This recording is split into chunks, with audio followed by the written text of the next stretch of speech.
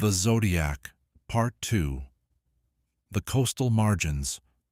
There is a particular quality to the light on the Northern California coast in October. It comes in low and flat off the water, filtered through marine layer that never entirely burns off this far north, and it turns everything it touches. The brown grass on the coastal headlands, the dark trunks of the redwoods at the tree line, the two-lane highway that winds between them, into something that feels simultaneously very present and very far away. It is beautiful in the way that isolated things are beautiful, and it is, in the most literal sense, the end of the road. West of that highway, there is nothing but ocean until Japan. People who choose to live in this part of California, in Humboldt County, in Mendocino County, in the stretches of Del Norte that push up toward the Oregon border, choose it in part because of what is not there. There are no freeways. There are no major airports. The nearest city with a population above 100,000 is, depending on where you are standing, 4 to 6 hours away on roads that do not forgive inattention. The communities that exist along this stretch of coast exist because of fishing or logging, or because someone came here decades ago wanting to disappear into something large and quiet and has not yet found a reason to leave. In the late 1960s and early 1970s, this landscape was also absorbing something new. The counterculture that had begun in San Francisco was, by 1968 and 1969, dispersing outward from the city into the rural counties that surrounded it. Young people, some of them idealistic, some of them running from something, most of them simply young and uncertain and looking for a way to live that felt different from what they had grown up with, were moving into the hills and the coastal valleys in significant numbers. They established communes, some formal and some barely organized at all. They lived in farmhouses and in hand-built structures, on rented land, and in converted school buses parked at the ends of logging roads. They were, by and large, distrustful of law enforcement, and law enforcement was, by and large, distrustful of them. When something went wrong in those communities, the response from both sides was often to handle it internally or to not handle it at all. This is not a moral judgment. It is a description of a dynamic that had real consequences for the cases we are about to examine, because it meant that certain crimes that occurred in or near those communities were either not reported to law enforcement, reported late, or reported in ways that were incomplete, because the witnesses, or the people who might have been witnesses, did not want the kind of attention that full cooperation with investigators would have brought. We keep this in mind as we move into the cases themselves. The first case in this section is one that has the most documented, if still inconclusive, connection to the confirmed Zodiac material. In the fall of 1970, a young woman, she was 19 years old, was found on a rural road in southern Humboldt County, approximately 6 miles from the nearest town of any size. She had been there, by the coroner's estimate, for between 2 and 4 days. The road she was found on was a secondary route that connected the coastal highway to an inland valley, the kind of road that was used primarily by people who lived along it and by the occasional driver who chose it over the main highway for reasons of their own. She had been a resident of a small commune in the area for approximately 3 months before her death. She had come from the Bay Area originally, from the East Bay, from a family that investigators later described as middle class and functional, people who had not known where their daughter was living and had not known initially that she was missing. The commune itself occupied a piece of land at the end of a long dirt road, and the people who lived there were, by the accounts of those investigators were able to speak with, loosely organized and not particularly forthcoming. They knew she had left. They did not know where she had gone. They had not reported her absence. The Humboldt County Sheriff's Department investigated. They spoke with members of the commune with varying degrees of success. They were unable to establish with certainty when she had left or with whom, or whether she had left voluntarily. Several commune members told investigators that she had been seen speaking with a man who had appeared at the property some days before she disappeared. A man none of them knew, who had arrived on the foot, or possibly in a car that he had left some distance down the road, and who had spent several hours at the property before leaving. The descriptions of this man, across the several people who offered them, were loosely consistent: white, heavy-set, middle-aged by the standards of a community of 20-somethings, wearing clothing that was dark and practical, rather than the kind of clothing that was common in the commune community. He had not given his name. No one had asked. Now here is the element that brought this case to the attention of Zodiac researchers, and that distinguished it from the other fringe cases we have examined. In 1972, the San Francisco Chronicle received a letter. The letter was reviewed by investigators familiar with the confirmed Zodiac communications, and their assessment, never made fully public but documented in internal records that have since been partially released, was that the letter was likely genuine.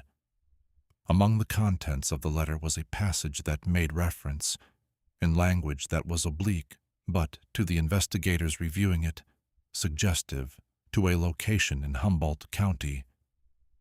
The passage did not claim responsibility for a specific crime.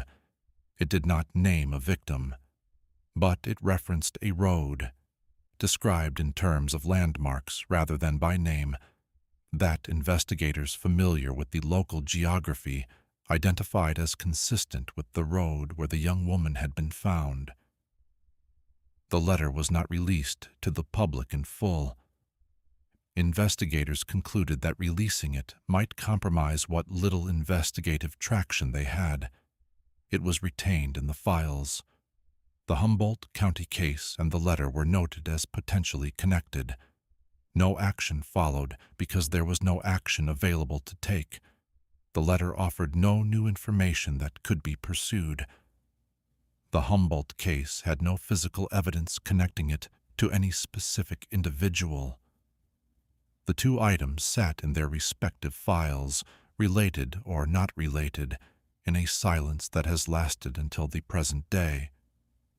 The young woman's family, when contacted by a journalist in the early 2000s who was working on a broader piece about unresolved California cold cases, declined to comment on any possible connection to the Zodiac.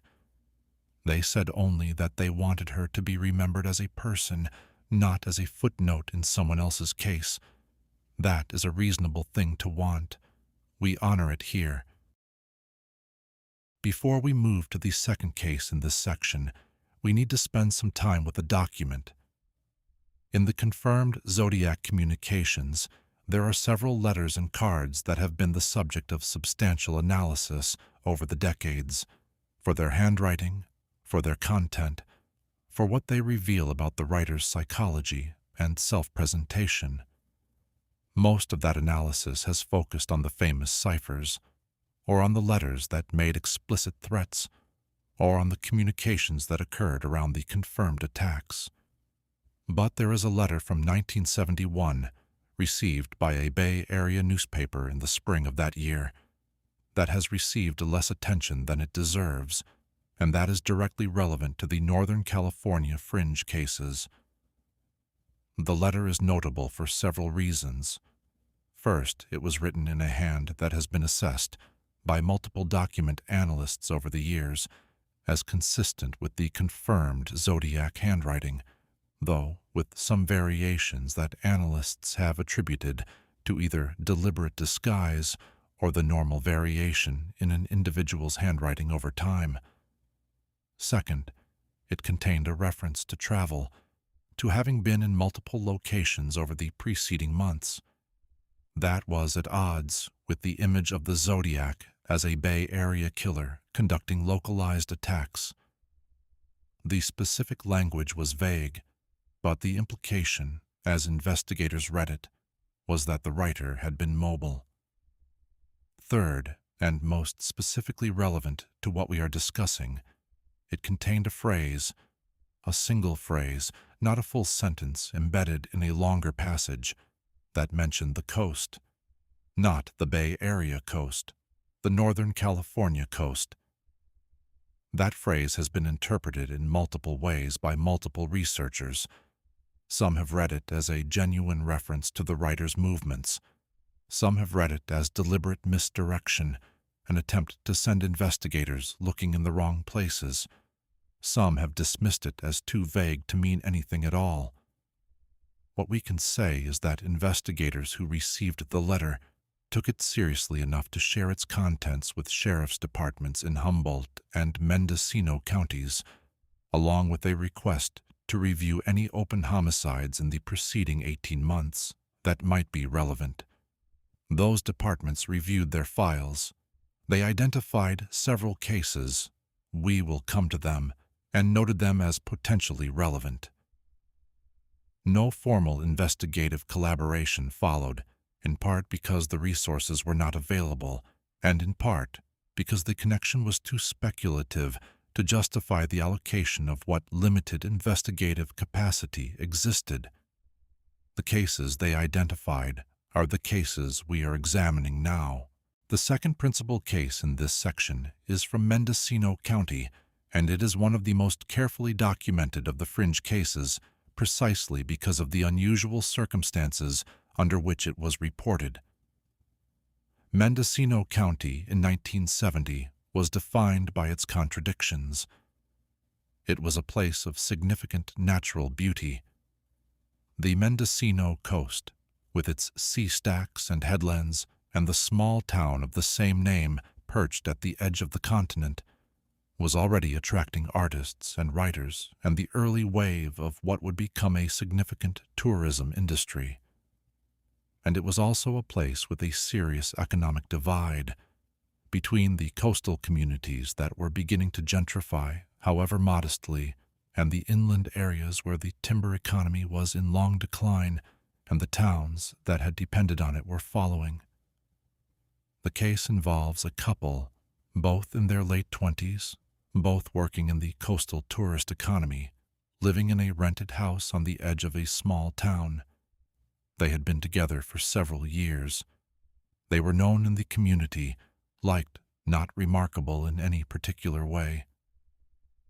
On a Saturday evening in October of 1970, they drove out of town on a road that wound up into the coastal hills to a lookout point that was locally known as a place where couples went in the evenings. It was accessible, scenic, and private enough. People went there often. They did not return. They were found the following morning by a family who drove to the lookout point on Sunday and found the couple's car still parked at the edge of the viewing area. The family reported what they found to the Mendocino County Sheriff's Department, and investigators arrived within the hour. The scene was documented with what the investigating deputies later described as unusual care, given what they were working with. Both victims had been shot. The evidence of the scene, the positions of the victims, the shell casings recovered, the limited evidence of any struggle, was consistent in the investigators' assessment with an attack that had been sudden, controlled, and executed by someone who had approached the car from outside and had not given the occupants time to respond. There were no witnesses. There was no one else at the lookout point, and the road leading to it showed no tire tracks beyond those of the victim's car and, investigators noted, what appeared to be the tracks of one other vehicle, a larger car or a light truck, parked some distance from the victim's car, tracks that led in and out without stopping near the victims. The Mendocino County Sheriff's Department investigated this case with the full resources available to them, which were not extensive. They identified no viable suspects in the immediate months following the attack. They consulted with the California Department of Justice. They shared case information with neighboring county departments as a matter of routine.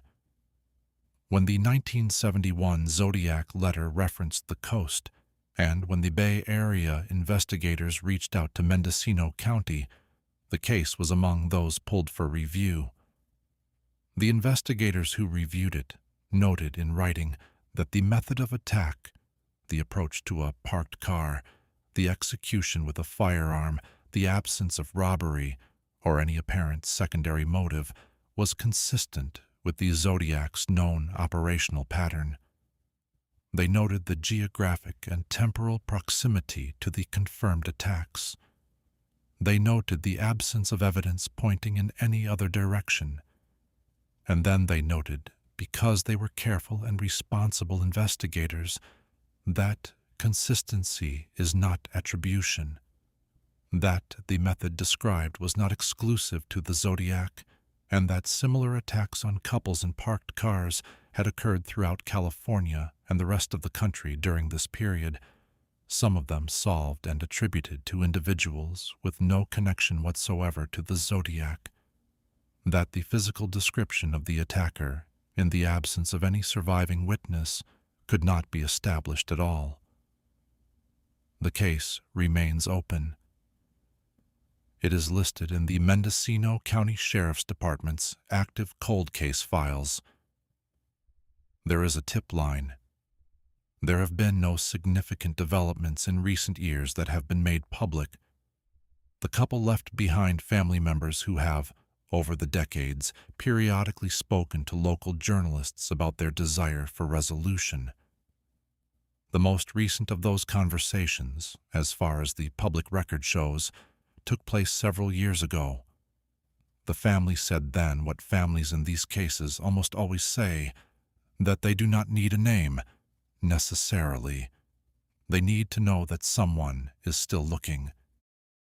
We want to turn now to a different kind of case, one that is connected to the fringe Zodiac discussion, not through method or victim profile or geography alone, but through a specific piece of physical evidence that has been in dispute for decades. In the early 1970s, a ranch worker in Lake County, which sits just east of Mendocino County, north of Napa, a landscape of volcanic hills and Clear Lake, the largest natural lake in California, discovered a length of rope in a field on the property where he worked. The rope was knotted in a specific way. He showed it to his employer. His employer showed it to someone who had heard of the Zodiac case and recognized the knot configuration as one that had been described in a Zodiac letter. That chain of recognition is not, on its face, reliable. People make connections they want to make.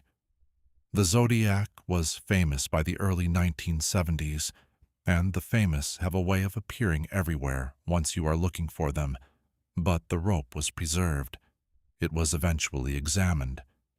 And the knot configuration, when compared to descriptions in the confirmed Zodiac communications, was assessed by the investigators who reviewed it as consistent, not identical, because the letter description was not sufficiently precise to permit an identical match, but consistent. What the rope meant on its own, found in a field, with no associated victim, no crime scene, nothing but its own knotted configuration and its connection to a chain of recognition that depended on secondary knowledge of the Zodiac letters, was impossible to determine. It was logged and retained, and eventually found its way into the broader discussion of the case. We raise it here not because it proves anything, but because it illustrates something about the nature of the evidence we are working with. Throughout this catalog of fringe cases, almost nothing is clean. Almost nothing points unambiguously in a single direction.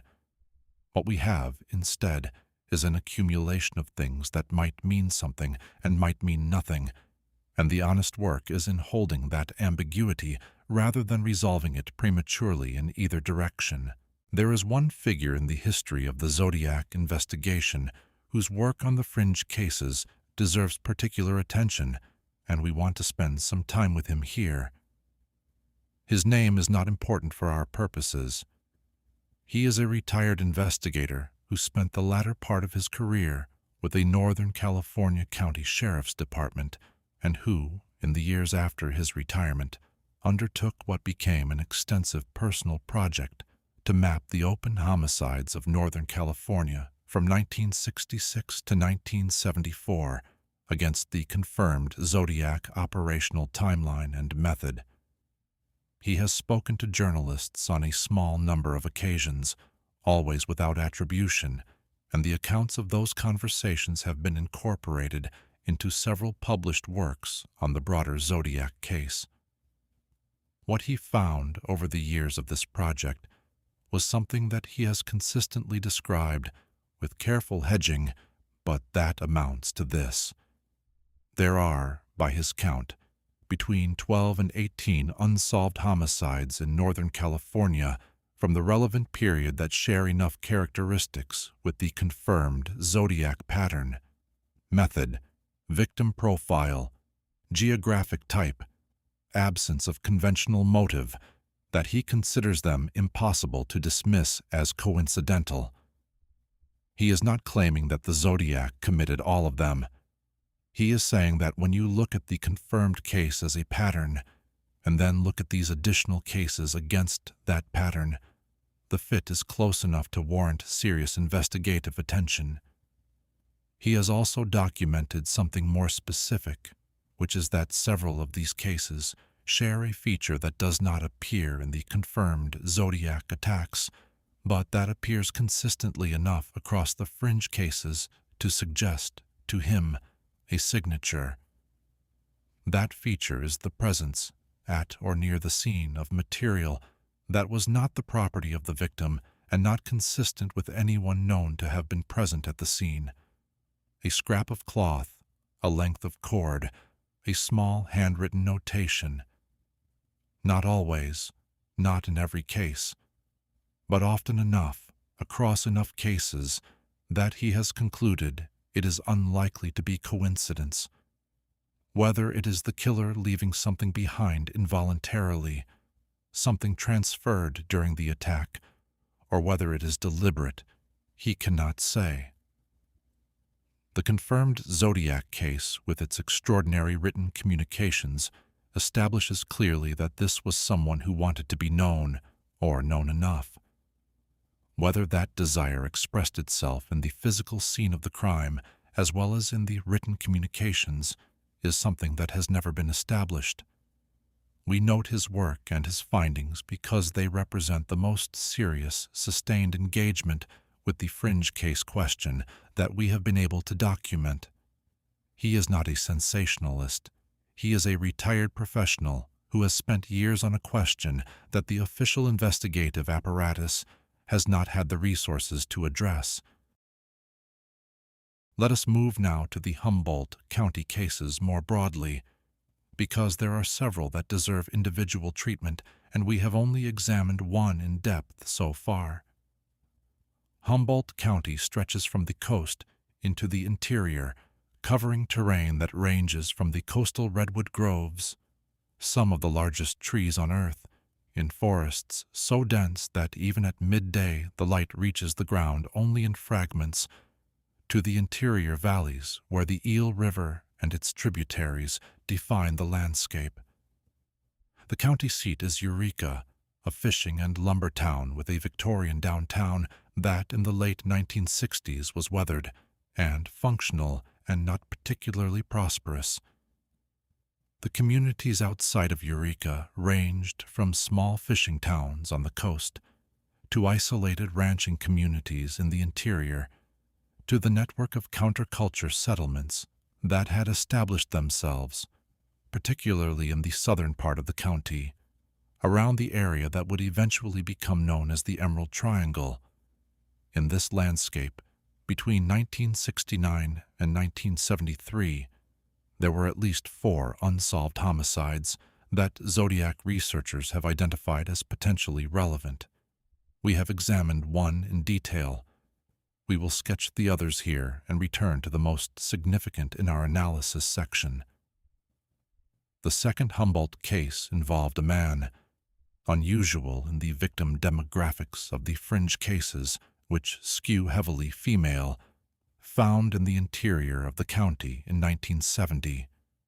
He had been stabbed, which is significant because it is a different method from the shooting that characterized most of the confirmed Zodiac attacks, though the confirmed attack at Lake Berryessa also involved stabbing.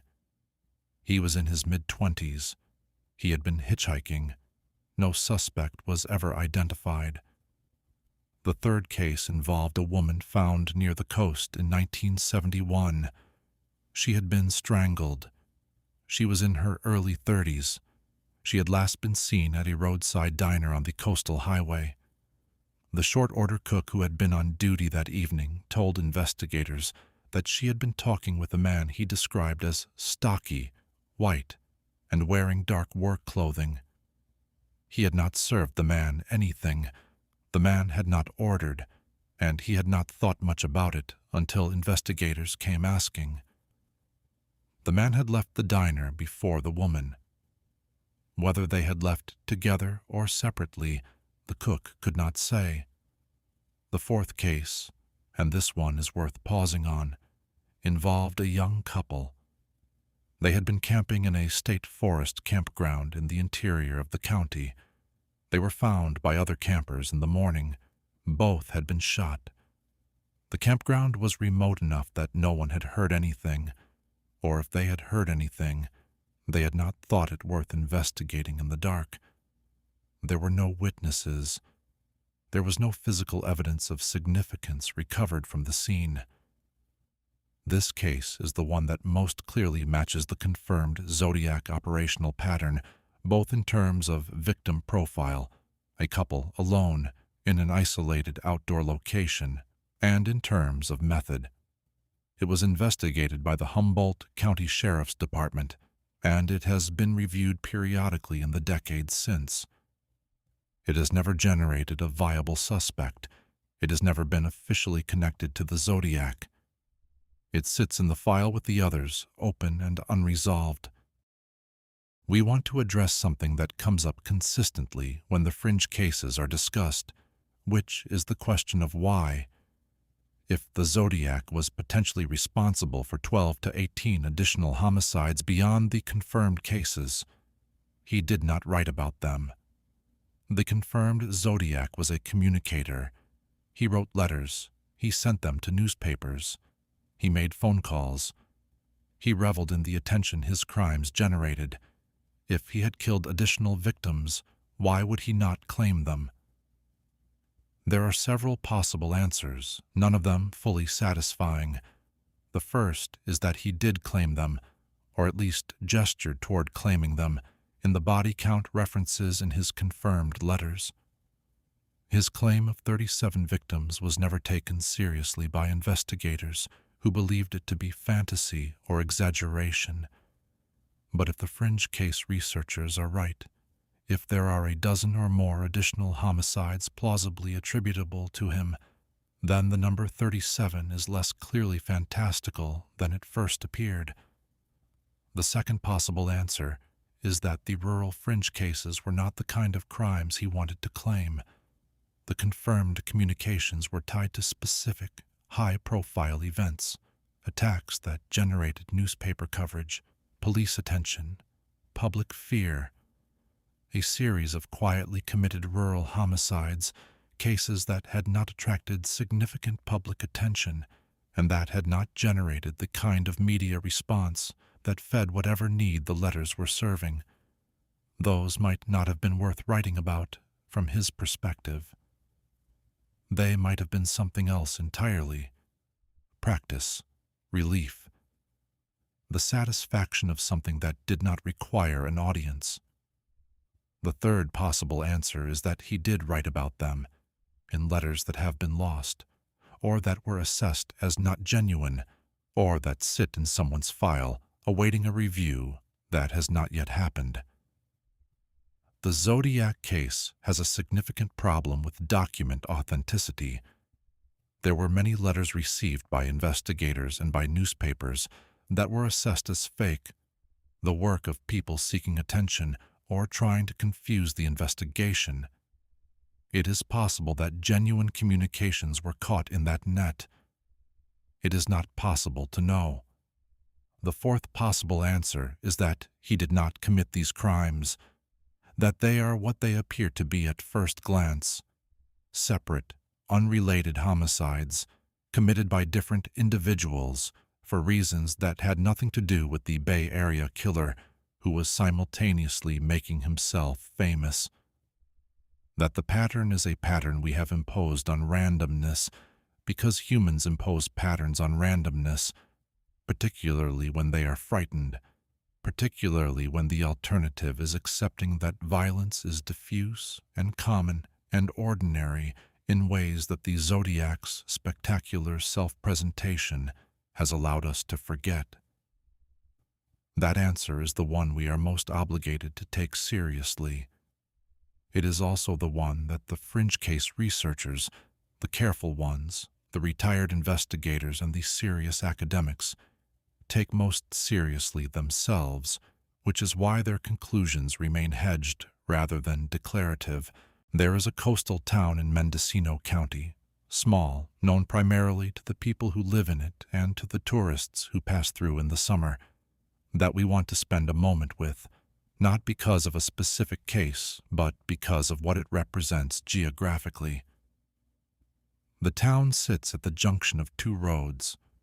One road runs north-south along the coast. The other runs east, inland, eventually connecting to the main highway that parallels the coast at a distance of 30 to 40 miles. A person traveling the coastal road from, say, the Bay Area north toward Humboldt County would pass through this junction.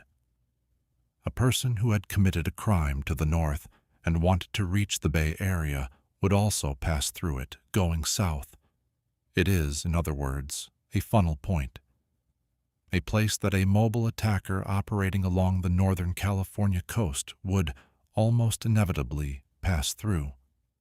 There is a gas station at that junction that was operating in the late 1960s and early 1970s.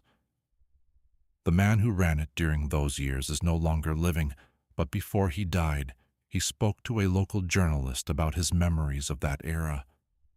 He described in that conversation a period of several years during which he noticed what he characterized as the same car, dark, American-made, a sedan, passing through the junction with a regularity that he found, in retrospect, notable.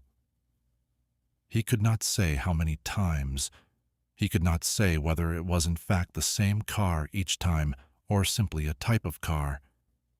He had not noted license plates.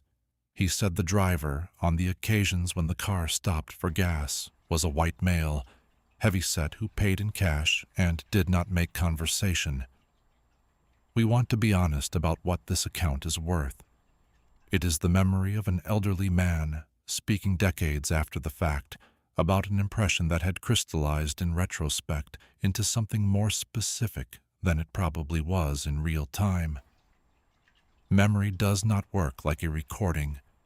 It works like a story that we revise each time we tell it, and the story this man was telling had been shaped, consciously or not, by everything he had heard and read about the Zodiac in the intervening decades. We include it because it is part of the texture of the evidence, the kind of thing that cannot be verified and cannot be dismissed, the kind of thing that accumulates into an impression without resolving into a conclusion.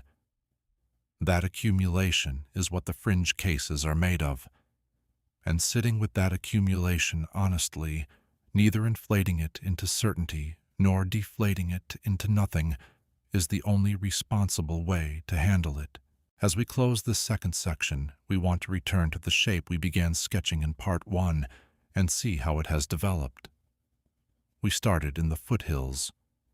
Amador County, El Dorado County, the eastern margins of the Bay Area's sphere. We moved north and west through Napa and into the first Trinity County cases. Now we have extended the shape out to the coast, Mendocino, Humboldt, the Pacific margin of Northern California. And the shape, as it develops, has a character to it. It is not random. It follows the roads. It follows the places where young people, often alone or in pairs, were present in isolated locations in the late evenings. It follows the geography of a particular kind of isolation, not the isolation of genuine wilderness, where no one goes, but the isolation of places that are accessible, and yet, at the right time of day or the right day of the week, effectively empty. That is the isolation the confirmed Zodiac understood and exploited. Whether the same understanding and exploitation drove the fringe cases, we still cannot say. But the shape is there, and it deserves to be held in view. In Part 3, we will move into the investigative history in full. We will examine what the California Department of Justice has done over the decades to address the question of the Zodiac's possible additional victims. We will look at the cold case review processes that have been applied to several of the fringe cases individually and at what those reviews found. We will examine the DNA question, the evidence collected in the confirmed cases, what it has and has not been able to tell us, and what it might mean for the fringe cases if a DNA profile were ever established. And we will look at the most recent significant development in the official Zodiac investigation, the work done in the last several years by the team that cracked the 340 cipher, and what that work might imply for cases we have not yet been able to read. The fringe cases exist at the intersection of what we know and what we cannot prove. That intersection is where the most important questions in any cold case live. We will stay there as long as the evidence requires.